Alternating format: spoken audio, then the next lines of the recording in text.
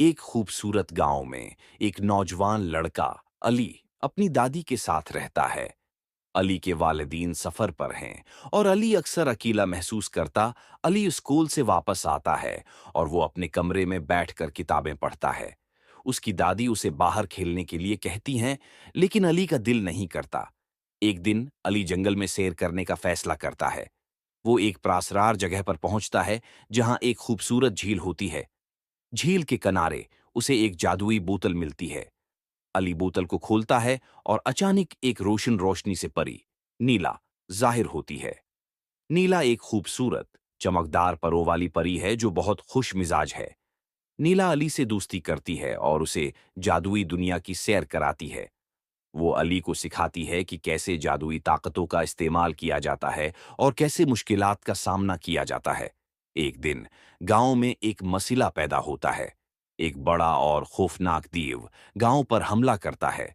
गांव के लोग खौफजदा होते हैं और उनके पास दीव से बचने का कोई रास्ता नहीं होता। अली और नीला एक मंसूबा बनाते हैं। नीला अली को अपनी जादुई ताकतें इस्तेमाल करने की तरबियत देती है।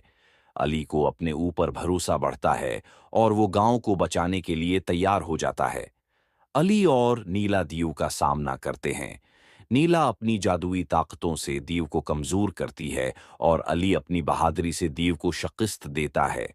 गांव के लोग अली की बहादुरी और नीला की मदद पर बहुत खुश होते हैं। सब लोग अली और नीला का शुक्रिया अदा करते हैं और उन्हें हीरो मानते हैं।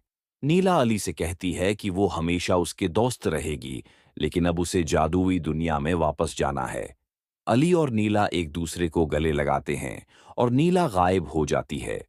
अली अब पहले से ज्यादा खुद एतमाद और खुश होता है।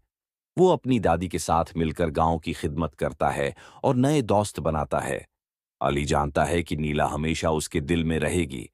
कहानी एक पैगाम के साथ खत्म होती है। दोस्ती और खुद एतिमादी की ताकत हर मुश्किल का सामना कर सकती है।